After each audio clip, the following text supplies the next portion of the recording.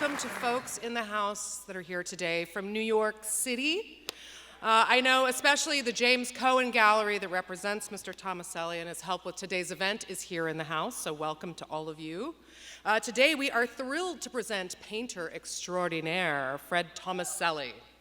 And if you're wondering about the music that was being played as you were walking in, or the talking that was going on, this was actually from a PS1 radio show that was created by Fred Tomaselli for the Venice Biennale in 2005. And he says it's sort of the stuff that informs his work. So, we were lucky that he had it handy on his phone and we could play it. I want to thank our partners for their support of today's program: the University of Michigan Museum of Art, the History of Art, and the River Gallery, and Michigan Radio 91.7 FM. Yeah. The Museum of Art here at U of M, more lovingly referred to as UMMA, has been a dedicated and very consistent series partner. We always find things to do together for many years now. And today's event is made possible because of its conjunction with the exhibition, which is about to open this Saturday morning, October 4th at UMMA, called Fred Tomaselli, The Times. So all of you are super lucky. You can now be informed viewers who have heard Tomaselli speak, and then on Saturday you can go down and see the real McCoy and enjoy the work itself in all of its real splendor. So don't miss that. That exhibition is going to be up through January, so you have every opportunity to see it. The lead support for the exhibition is provided by Herbert W. and Susan L. Yohe Endowment, with additional support provided by the Department of American Culture, the History of Art, the Institute for the Humanities, and the Stamp School of Art and Design. I have one good news item I must share with you all today. I think most of you are probably aware Art Prize is going on in Grand Rapids, and they have just announced the top 25 works. The jurors have come up with the top 25 works for Art Prize, and 2 Stamp School folks are within the 25, so we congratulate. Yeah. We give congratulations to Professor Osman Khan and, wow, and one of our recent MFA alums, Alicia Wessler. They have both made the shortlist. We wish them good luck as the field narrows, and stay tuned. I hope you all can make it over there to see the work. We will be having a Q&A today in the screening room, directly following the talk. If you want to come meet Fred and ask a few questions, just exit the doors, turn left, go down the hallway, and you'll find yourself at the screening room. Nicola's Books is also in the lobby selling some of Fred's books, and there's a limited number that he had time to sign, so there's a few signed copies there. He has also graciously agreed if you do not get a signed copy and you want to come to the Q&A and stay till the end, he will sign your book. So please do remember to turn off your cell phones. And now for a proper introduction of our guest, please welcome painter and Stamp School professor Jim Cogswell.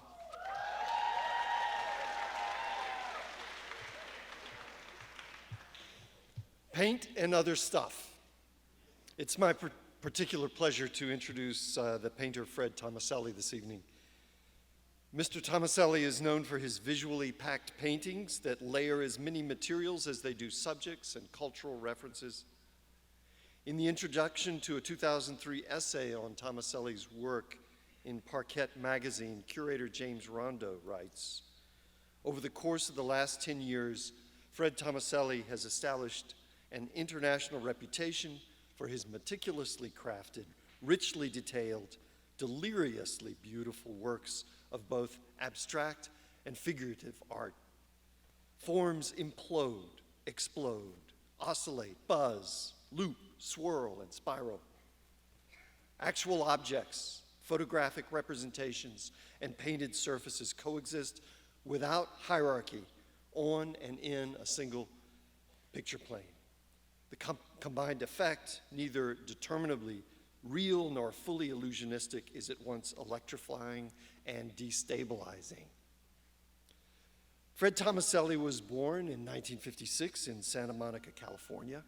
He received his BA from California State University in Fullerton and currently lives and works in Brooklyn.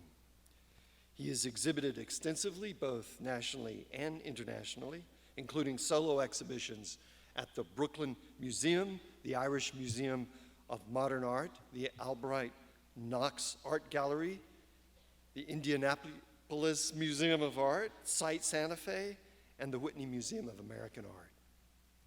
His work is in the collections of many museums, including the Museum of Modern Art, the Whitney Museum, Los Angeles County Museum of Art, the Museum of Contemporary Art, Los Angeles, the Art Institute of Chicago, and the Carnegie Museum in Pittsburgh.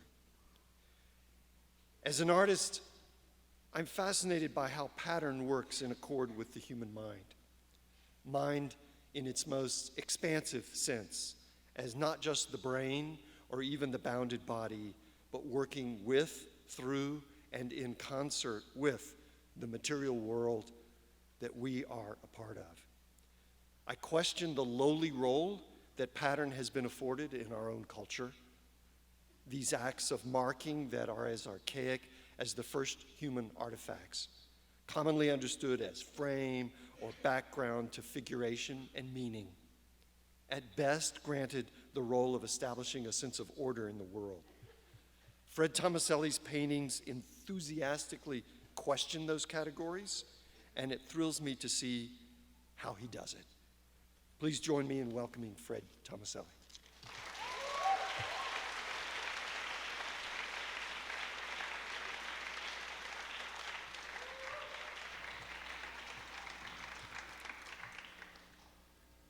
Hi, thanks for coming.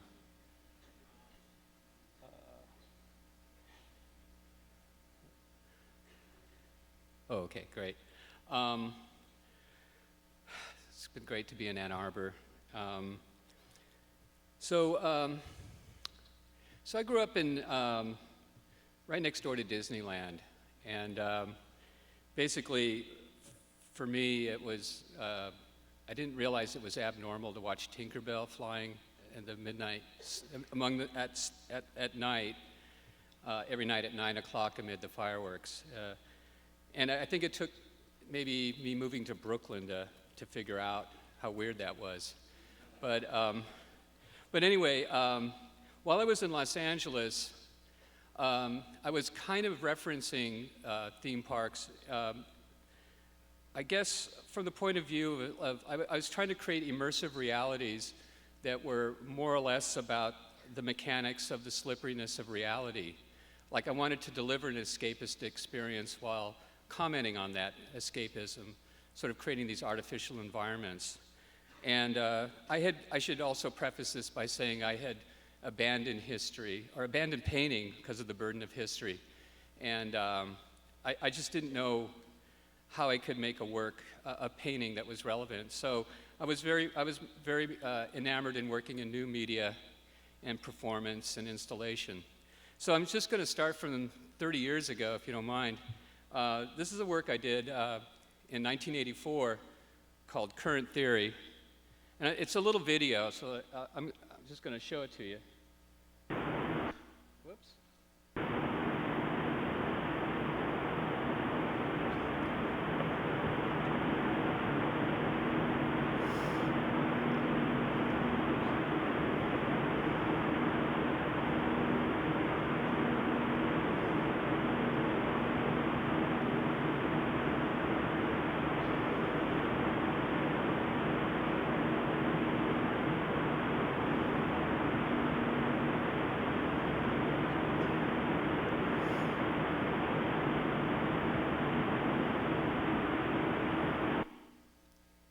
So anyway, it's an immersive, I would make these little light trapping corridors, and you'd walk into the space.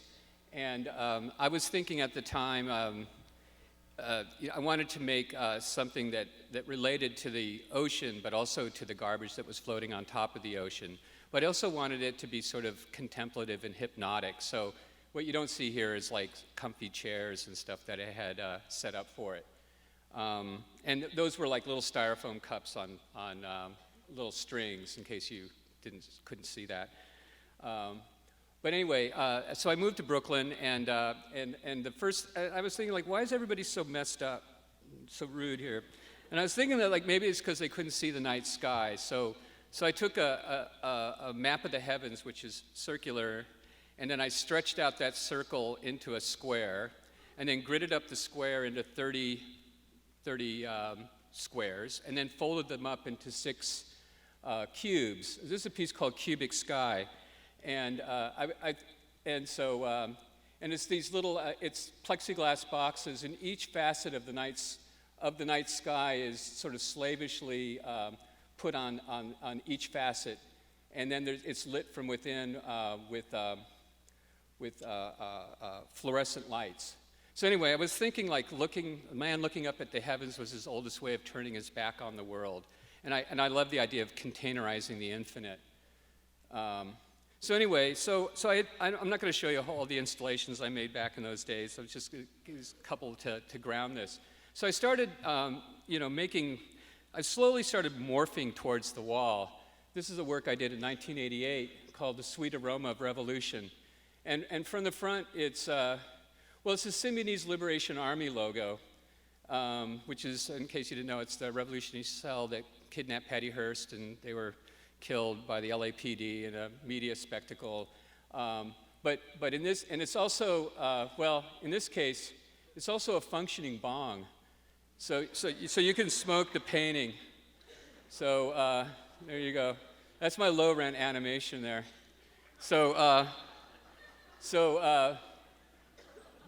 But anyway, so you can see the little pipes there at the top, and I was thinking about this sort of utopianism. I grew up in the 70s, which is kind of like the 60s with birth defects, and I was a stoner, not a hippie. A stoner is sort of a hippie without ideology. And so I was sort of stumbling through the 70s and sort of stumbled into the 80s. Punk rock happened. That helped me a lot. But I was thinking about all the rubble of utopia that I'd inherited, like all these isms that had crashed and burned, like how the hippies had like crashed and burned into disco and cocaine, and how modernism sort of seemed to be falling apart in a postmodernist stasis. And I was having a crisis of faith, and so I guess I felt like I was walking through the rubble of all these dead utopias, trying to figure out, what was worth saving. So, and I was thinking about revolutionary politics as being, one of those things. I mean, I knew some people that had, gone underground and whatnot, anyway, I was just thinking about this pipe dream of a better world. So anyway, this is a work where this is called Comforter, and it's a sleeping bag, and it's made out of lovingly stitched together sex hotline matchbook covers and get quick rich matchbook covers. And I was thinking like of a lonely dude. This is for dudes. Sort of like slipping into this sleeping bag and like having the phone network of the city sort of coursing through their nervous system, so this idea of power, male power. So I made that work, and I'm getting closer to like being a painter. Like I really want to be a painter, but I don't really know how yet. So I started doing these like drawings, these memory drawings. Like this is every rock band I can remember seeing, and this I did in 1990. And that turned into another piece called Every Rock Band I Can Remember Seeing, mixed with every vertebrate in North America that's become extinct since 1492. So it's sort of about seeing and not seeing in nature and culture, and it also maybe posited my own hedonistic pursuits while the world around me was falling apart. So from there, I started doing these portraits of my friends based on questionnaires. The questionnaires would ask for their birth date, which would then, I would get an astrological sign that would correspond to an astronomical location. And then the questionnaire would also ask them about every drug they could remember taking. So then what I would do is I would take pills and sugar and put them on photographic paper, expose it to light, making a photogram, and then relabel the stars. So it's sort of it's a chemical celestial portrait, a portrait of inner space and outer space. I don't know if is this mine? I think I don't know, it might be mine. And then this is the 12, this is like hung salon style, the 12 houses of the zodiac, 12 of my friends. As you can see, it's sort of like cubic sky. I'm still chopping up the heavens, but in a different kind of way. So I started thinking, somebody gave me a painting and I was living with it, and I never really lived with paintings. I'd visit them in museums. I think that was part of my problem, as I would visit them, but living with one, I started really, like having a conversation with it, and I started thinking about paintings, about the kind of ideal of paintings, and this idea of the pre-modernist ideal of a painting as a window to another reality, this idea of losing yourself in a sublime and transcendent space, which was entirely taboo among my friends and among people who I respected. But I was interested in it, maybe because it was, but also it sort of reminded me of the rhetoric around psychedelic drugs, and that, the way it was being talked about, at least in pre-modernism, was this, of paintings as transportation vehicles to take you to other places. So I started thinking about that, and because I grew up in California, I kind of knew how to use resin because of shaping surfboards. So I decided to encapsulate pharmaceuticals into these plinths, these like plywood rectangles, and then resin them over, kind of to preserve these sort of ephemeral water-soluble material. And I guess I was thinking that I could rearrange the use value of the objects. Instead of going through your bloodstream to alter consciousness, they travel through the eyeballs. So it's just a different way of altering perception. And so anyway, this is one of the first works. It's called Big as Me. It's my homage to Bruce Nauman. It's just, at this point, it's just over-the-counter pharmaceuticals, just acetaminophen, aspirin, and maybe some saccharin at the bottom. And so basically at this point, the objects, well, here's part of my archive. I have all these archives going. This is my drug archive, or part of it. So it's a piece called 13,000. It's just aspirin. This is about 4 by 4 feet. So at the time, I guess I was, more or less illustrating conceptual concerns I had about paintings and how they operate, but I wasn't really a painter. I mean, it's, these monochromes, and I was doing woodworking. I was just routing slots, inlaying these pharmaceuticals inside, and then resining them over. And, but as you'll see, I started slowly, these atrophied painterly skills that I'd accrued, that I had abandoned, slowly began to creep back into my work. This is a work from 1993 called X Will Fade. And this is, what happened was I was making a lot of work that at that point, before that was all pills. And I thought, well, I should really include drugs that sort of have a or herbs or whatever, that have a subcultural relationship to altered perception.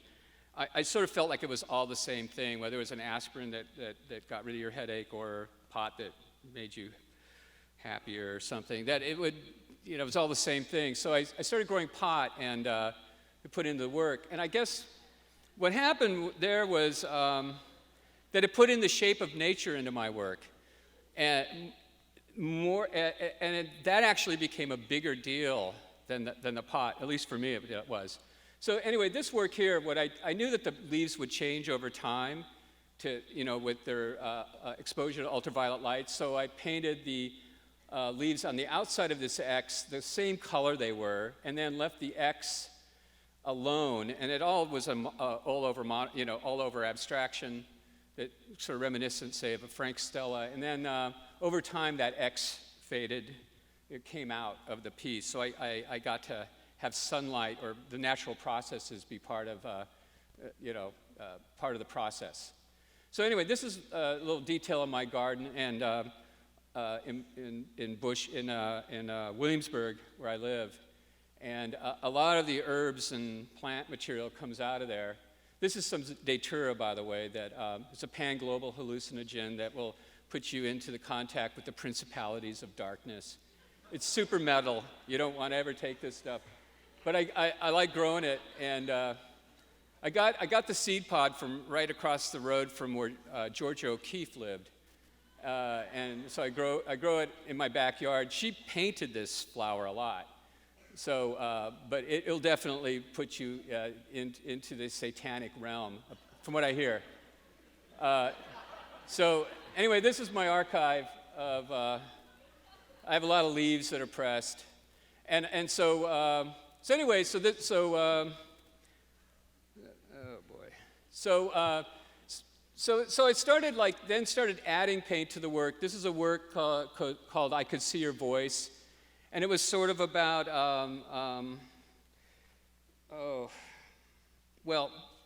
it's about the visualization of sound. It's about synesthesia, I guess.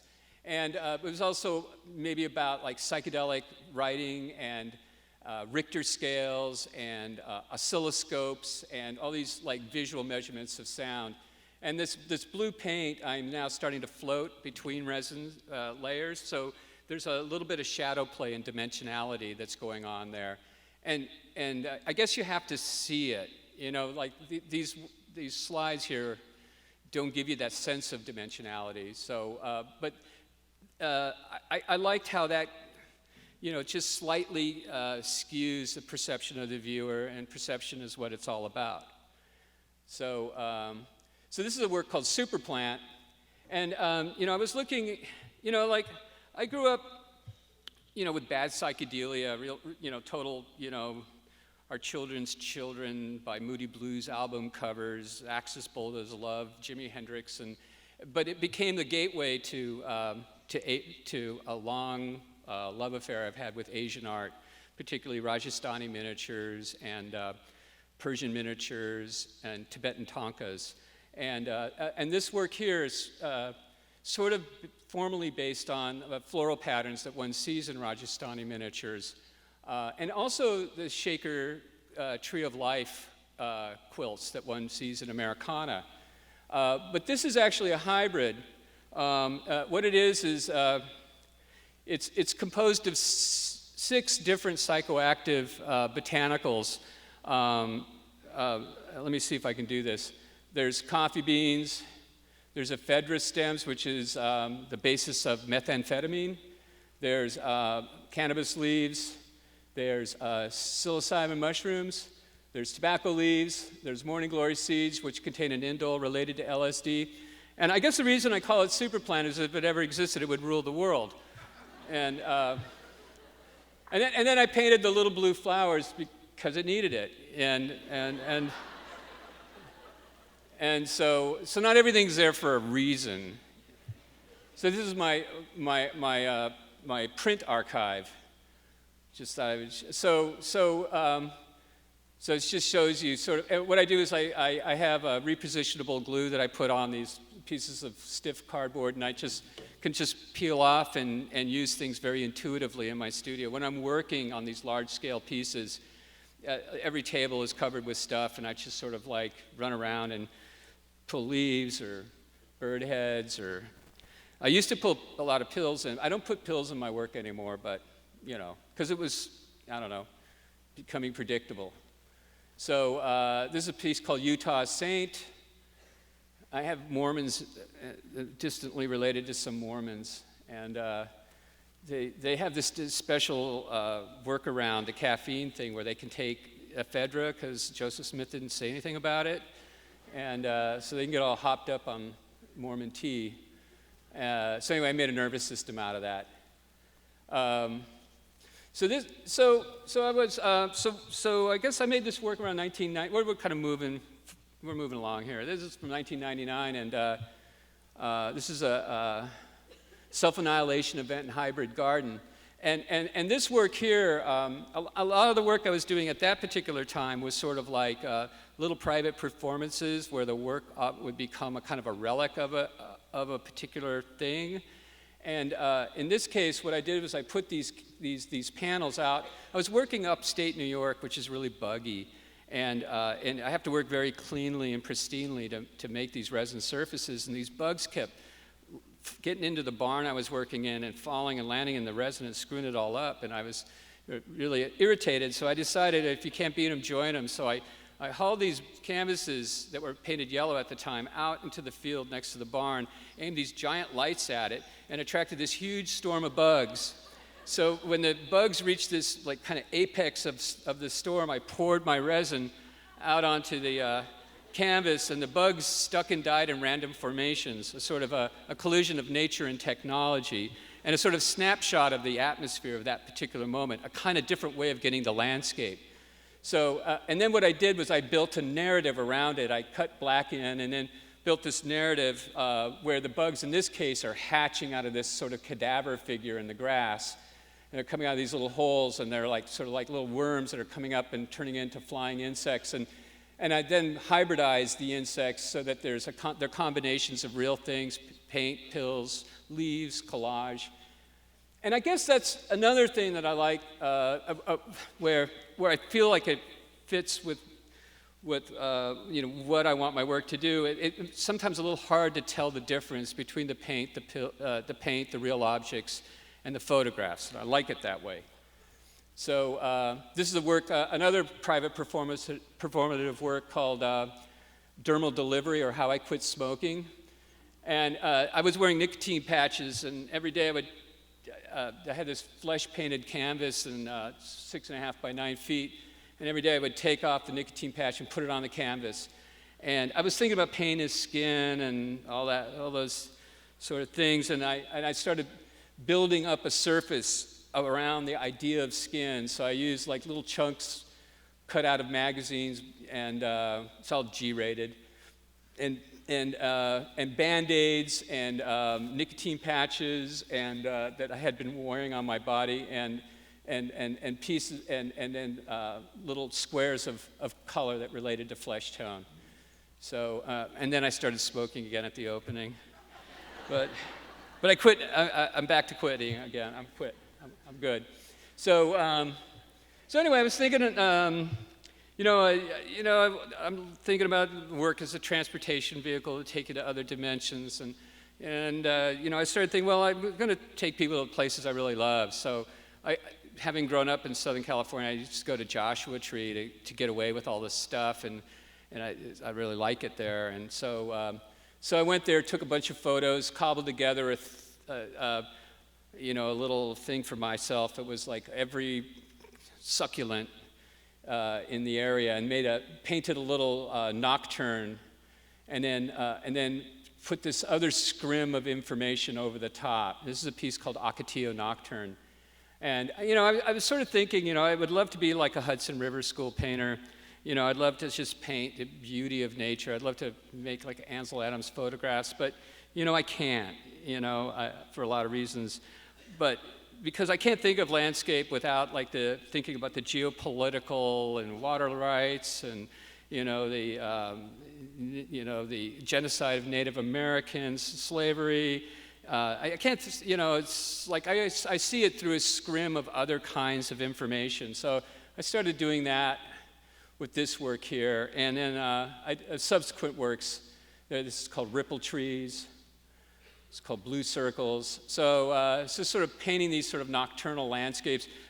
Pretty indebted, I think, to Ed Ruscha and his sort of airbrush sunsets, which, kind of come out of like car customizing and like surfer van painting that I kind of grew up with.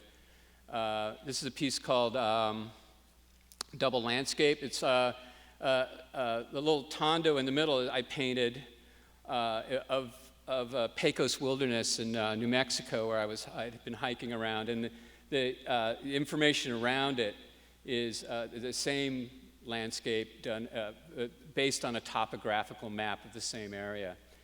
So let's toggle back. So there it is, and there it is again. So this is how I work.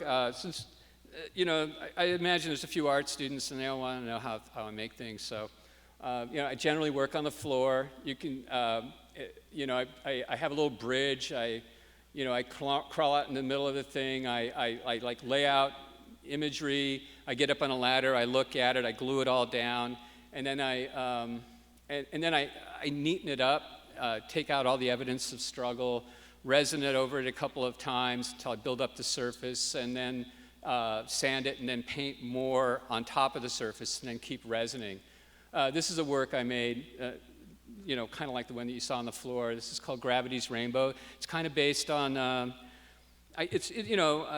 based on Thomas Pynchon's novel in the same name. In his novel, the Gravity's Rainbows are rockets that are arcing into London, the trajectory of the rockets. In this case, I'm just using a pull chain, 18-foot long pull chain, and draping it into catenaries, and then tracing the catenaries. And in a funny way, I feel really indebted to Sol LeWitt, and especially with his essays like paragraphs on conceptualism, this idea of the brain as being the machine that makes the art. And it was just basically, sort of directive, or, it's just based on a set of propositions, and it just sort of grew itself. So this is 8 by 20 feet, and it was also very much indebted to Black Tibetan tankas, utilizing the angry deities were the garlands of severed heads. So, but anyway, so this is a detail of it.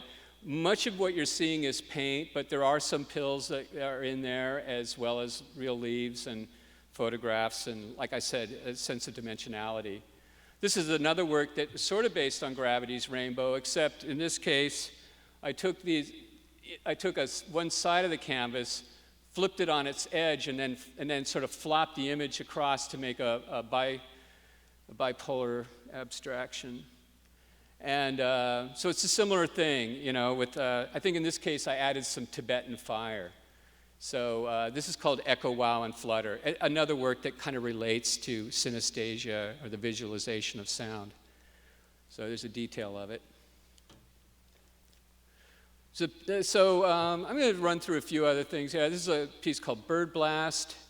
And this one I just grew it from the center. I got the little birds, and I put it on a Lazy Susan, and I just sort of like grew it until it reached the end.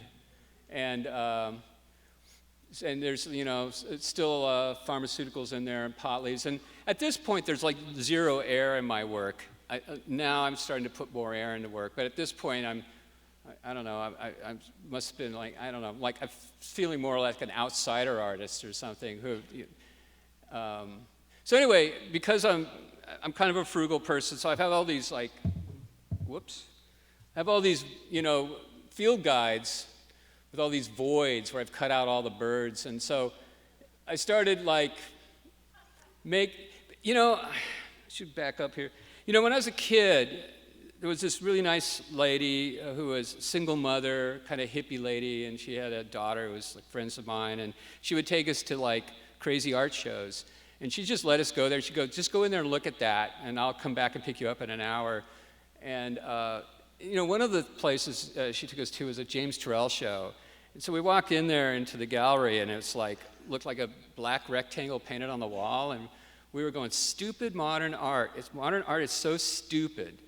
And I went over and touched it, and instead of touching a black rectangle painted on the wall, my hand went into infinite space, went into this void, and I went, oh my God, oh wow, this is awesome. This is awesome. And I think the thing I got out of that was this idea of the double take, and that what you see isn't necessarily what's there. And that sort of maybe defines my reality. And so I like setting up these sort of propositions that look like something from across the room and become something else when you get close. In this case, it looks like a field guide. Maybe it emulates or resembles an Audubon print or something. But when you get up close, you see that these birds are made out of Gore-Tex and nylon polar fleece. And then you could ask yourself, what happened to the world that made them have to wear these outfits? But also, conflate two ways of mediated nature, this idea of the petrochemically based outerwear that we wear, and then our books that we name things with. So I made a few of those. You see little zippers and stuff. the thing about, and all this stuff, that I'm showing you, a lot of it has been informed by my hobbies. Like, for instance, birding. Like, I like birding. I don't like birders, but I like birding. And my brother's a birder. I like him. But, we went camping once, and he's like, oh, yeah, we're going to see some western tanagers and some pileated woodpeckers, and showed me the pictures, gave me a set of binoculars, and then I saw them myself. And up until then, birds were like just sort of dirt in the sky. I didn't really pay much attention to them. And then I was like, oh, wow, with enhanced optics and knowledge, there's this whole parallel reality I've lived in all my life that I've never was able to get to. And it kind of blew my mind. And I'd lived all my life and I'd never seen it, and it was right there. And I sort of feel like the idea of portals to other dimensions, other realities, is something I like, and something that's part of my work, and something I've explored in other dimensions. And so anyway, that was really, it became like a real a hook for me, and so I've been birding ever since. So this comes out of that. So, and then, I was talking earlier about this sort of rubble of utopianism, and this is a work called New Jerusalem. And, the history of, when I look at landscape, I look at, like, as I was talking about earlier, the imposition of ideology onto nature. I really believe that that's the core essential aspect of America. These religious fanatics and whatnot, and the dregs of society come here to sort of set up a new Jerusalem, a city on a hill, a new Eden, In the process, of course, they're creating genocide and slavery and all this other stuff and polluting everything and whatnot. But so I was thinking about that, and in this case here, I decided to make this sort of bucolic, sort of little peaceful-looking village, and there's like a Shaker meeting hall, and there's like Drop City Commune, but then there's the Fort Hill Commune, there's the Unabomber Shack, the Manson family hideout, the Aryan Nations compound. Basically, it's like basically, it looks peaceful, but it's really like, it's a little town of hate. And they don't hate each other. And I guess, and then I sort of, put it in this sort of Victoriana oval. And so anyway, that's called New Jerusalem. And that led to this piece, which is a similar kind of work. Just based on going to the New York Public Library and researching all these, like, spiritual and political separatist communities from North American history. Oh, this is called Monsters of Paradise. It's sort of based on Shiva and Devi the Destroyer, and well, I don't know, whatever. So here's a Tibetan tanka that I really like. This depicts Yama, the blue-headed bull, raping this guy to death. And basically you're like, this is the angry deity. This is it's very metal, I think. And you can see this like garland. Is there a garland? Yeah, there's a garland of severed heads. I just wanted to show that to you instead of, because it's great. But that work, I was going through some stuff. It was post 9/11. I was listening to the Harry Smith folk anthology, which is a lot of it is like children falling into wells and guys killing their wives, and I don't know if you've ever heard it. It's kind of the most amazing document ever produced in America, and it jump-started the whole counterculture. It came out in 1952. If you don't know about it, you should get it and listen to it. It'll blow your mind. And so I was listening to all these death chants and looking at these Tibetan tankas and 9/11. I started thinking about death and mortality. I've got a kid. He's getting bigger and stronger. I'm getting weaker and older. And, so I started doing these works. This is called Breathing Head. It's also based on the work of Giuseppe Arcimboldo, the proto-surrealist Renaissance painter. So there you go. And there's a lot of eyes, a lot of stuff. And this one's called Field Guides. And in this case, let's see, do I have yeah, I have a detail. It's not the right detail. But anyway, I sort of feel like, I worked at a farm once, and it was really terrible. And it was really hard work. And anyway, I sort of feel like this guy's being attacked by these bugs. But other people think that he's like being anointed by nature. I don't know. But a friend of mine said he thought it might be one of those radical separatists from New Jerusalem. But so anyway, this is a portrait based on my son. And I had him pick all the toys down in the bottom out of a catalog. And this is actually how our house looked like at that time. It was like just all this outgassing plastic rubble from China everywhere. So he's constructing his own perfect little world, and I don't know, I was inspired by it.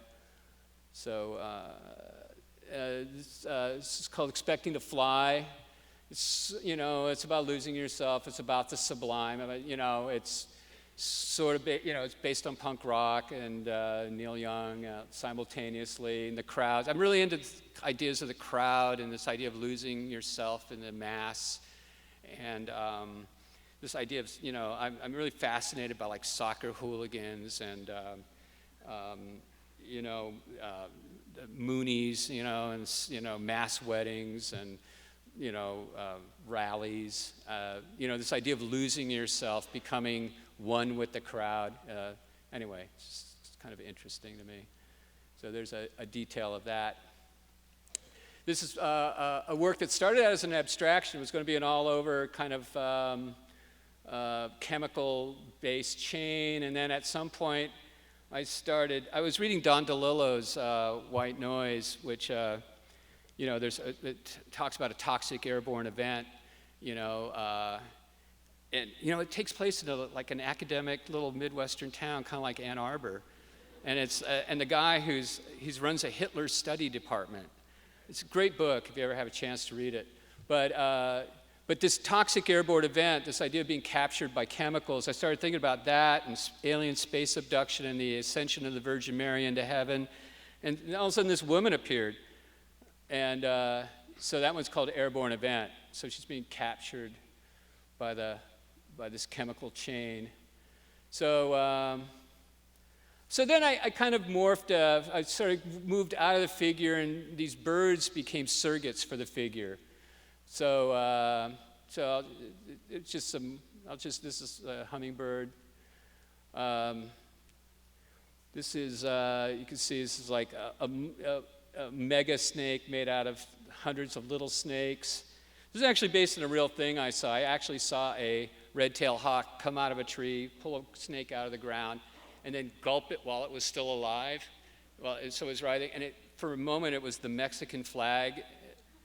And my kid still talks about it.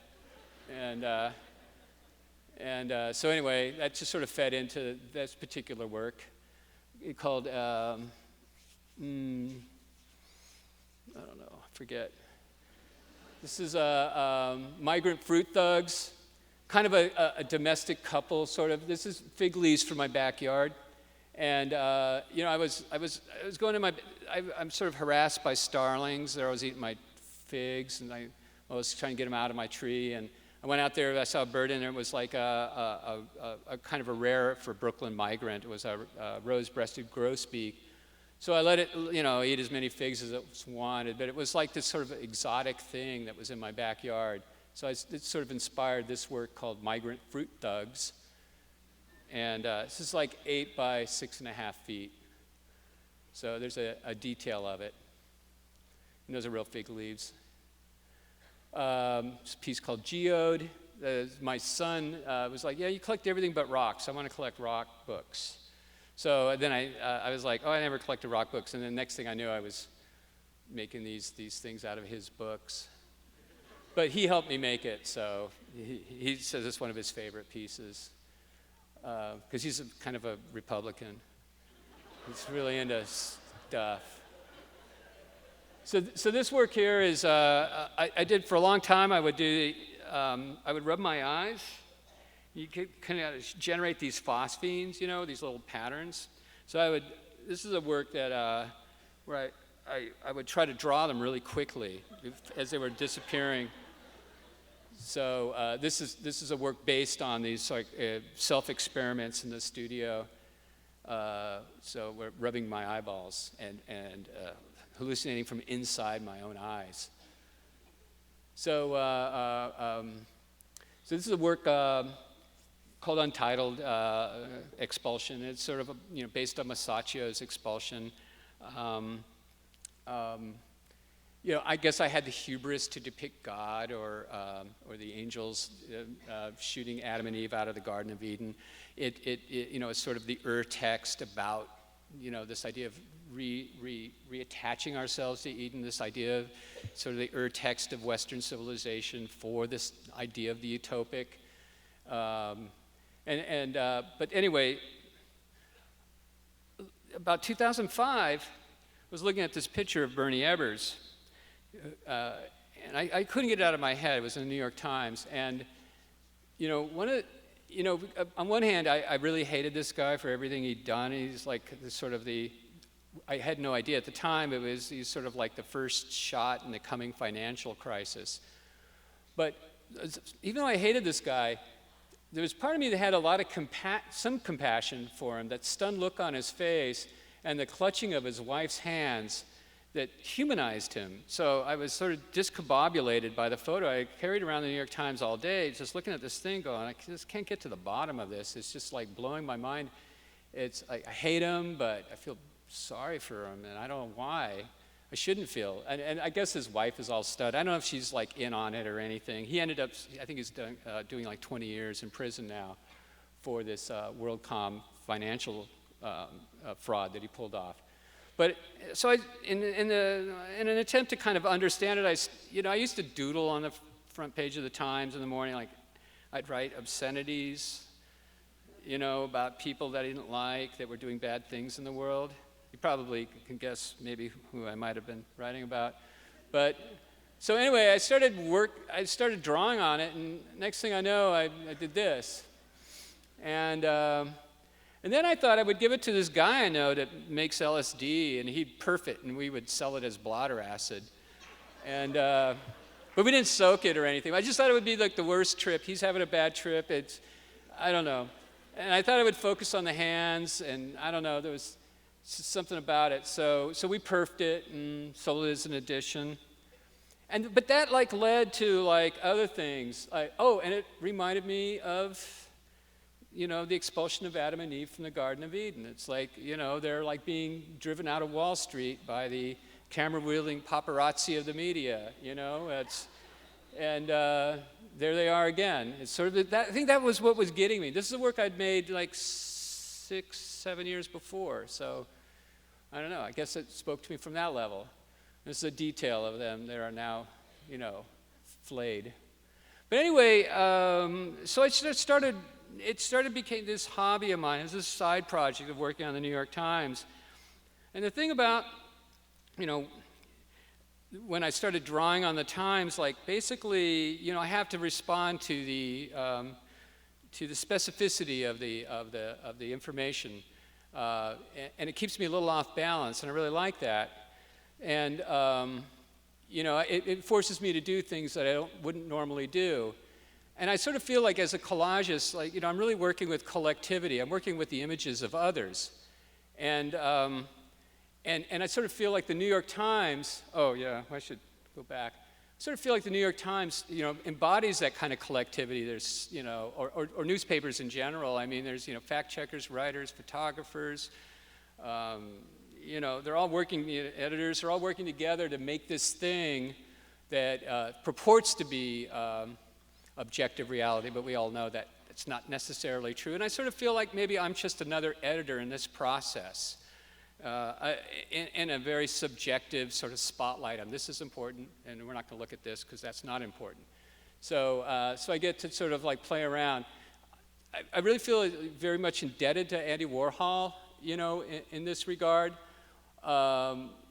Although I guess my work is exactly the same size, and it looks exactly the same as a Little Times. I'm I don't know, maybe I'm insisting that there's this other cosmic reality that's occurring simultaneously. But I also sort of feel like maybe my work is probably closer in maybe tone in my mind to like maybe the constellation drawings that were done by Juan Miró during World War II. I mean, these are some of the most cosmic, trippy things, and they're happening in one of the most calamitous, most horrific moments in history. And he's like painting this stuff in Europe while Europe is burning, and he's insisting that there's this something cosmic and beautiful and great can happen despite the depravity of the world. And maybe I feel similar. Maybe I sort of feel like maybe the politics in this, and some of it is more specific than others, but maybe the general sense of it is that, the world is falling apart, that I keep making art. So I just, like this one here, I get to like lightly humiliate Ahmadinejad by covering him with flowers. And then I get to play around with the catenaries and then insert a catalog from the Whitney Museum of my own work in there with the catenary of the martyrs. And so each thing requires a slightly different sort of take. This is here right now, you can see that. Him too. That's all, folks. So I'll just show you a few of these things here, and sort of a heavenly visitation. It's sort of, this one here, it's sort of like Sienese halos, but also maybe throwing around beach balls at a jam band concert, maybe. I had no idea that this guy was going to go as far as he did. Playing with this idea of broken glass and stained glass windows. This is a little bit of that archive. So I have every front page of the New York Times since 2005, since I started this project. It's another thing that's overtaking my studio. So anyway, when I got a bunch of these New York Times works and I installed them in the Brooklyn Museum, and I put this, for this show I did a couple of years ago, and I put this in the center, and this piece called Big Stack, and it's based on the sort of, I don't know, the found sculpture of stacked amplifiers on rock concert stages. But I was also thinking about it as a sort of a Tower of Babel. It's almost like the internet in that, it's a stack of amplifiers, but it's like all broadcast and nobody's listening. And I sort of felt like this was sort of about digital media. And meanwhile, I'm making this other work that's about dead print media, right? I mean, I'm basically, these things are fading into the twilight. And maybe this is an extended elegy to print media. And ironically, I'm using, the same digital tools to reproduce these works on a watercolor paper. I'm using those same digital tools that's actually killing the newspaper. So, but I'm still subscribing to it, and I still read it in its print form every morning. And so anyway, so that was that. So, and then I guess like the content of the news is sort of filtered back into the work. So it's a piece called Car Bomb. This is Burning Tower of Peace Towers. Rick Ritt, a friend of mine, had asked, he had done this project with Mark DeSuver, where he asked all his friends to put these little placards on Mark DeSuver's sculpture that was against the war at the Whitney Museum, and I put my little placard on there. I made a little placard like everybody else, but I was thinking, oh yeah, I wonder how many peace towers have really been made over the years, and there's thousands of them. They keep building peace towers, they keep blowing them up. So anyway, it's also maybe based on the castle at Disneyland. So anyway, I built this tower of peace pagodas and peace monuments that I downloaded from the internet, and then I lit it on fire.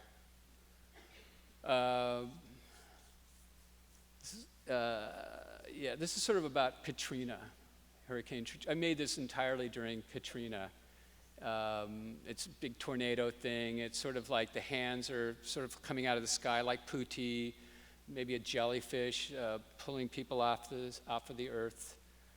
There's a detail of it. So this kind of goes back to the Sweet Aroma of Revolution piece, although in this case it's now kind of reverting back to the Shagnag, which is like the Hindu serpent deity that Vishnu lays upon. As the serpent coils, it creates the universe, and as it uncoils, it destroys the universe. I thought it was really interesting that the Sudanese Liberation Army co-opted that symbol in some weird-ass idea of collectivity and this idea of neo-Marxism.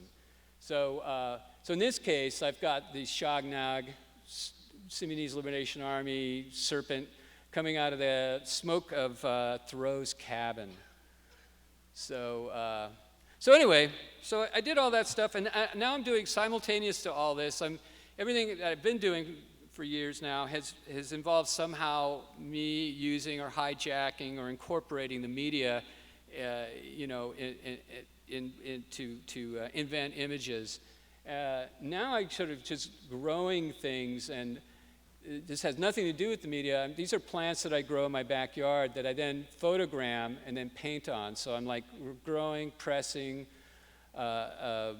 arranging, photogramming all these works and making these little drawings. And they're like kind of private and personal, and they have nothing to do with that. And like, it's just playing around with like overlapping of leaves and finding shapes. Shapes that happen to occur through, and finding these blooms. What I'm doing is like sort of making, I guess, floral arrangements, and then painting little blooms out of them. So, and then, so I'm doing that, and then what was funny is I had this retrospective. I started out with, geometric minimalism, and then ended up going through all this narrative, figurative work. And I saw all this stuff. It was like 20 years of work. And I thought I would try to bring it all back together. So I started making these works that kind of sort of relate to the body and relate to abstraction. So there's that. This is a big bird eyeball, but it's also sort of a tondo, maybe a Kenneth Nolan-inspired tondo, made out of literally thousands of little cut-out bird's eyes into a giant mega bird's eyes. I think they're known in biology as holons, where a tiny thing grows and becomes a larger manifestation of itself. This is a work called Night Music for Raptors. And, the two discs where they meet here, they're exactly the same size as two LPs. And I sort of thought of it as maybe two turntables as seen from above. And I sort of kind of thought of these little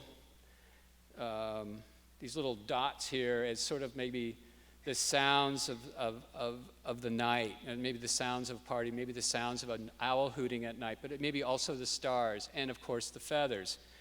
So anyway, that's called Night Music for Raptors. And let's see. And in my reading of the news, I've been also, I was very alarmed over a long article I read about the Pacific garbage patch in Harper's. So, whoops. So anyway, I don't know if you can see, I should have probably given you a detail of this, but it's consuming all this household like crap. It's all this plastic crap, this fish that's jumping out of the sky, out of the water. It's sort of a cross between Edo period Japanese, prints mixed with maybe field and stream imagery, American sportsman imagery, and talking about the new ecosystem of the world. It's a work called Penetrators, sort of maybe a little bit of a Freudian situation going on with that bird and that snake. They're kind of killing each other and penetrating each other. It's kind of like a maternal, how the bird is trying to feed the snake, how the snake's trying to kill the bird. Another mega snake. There's a detail of it. This is about 6 by 6 feet. And I guess that's it.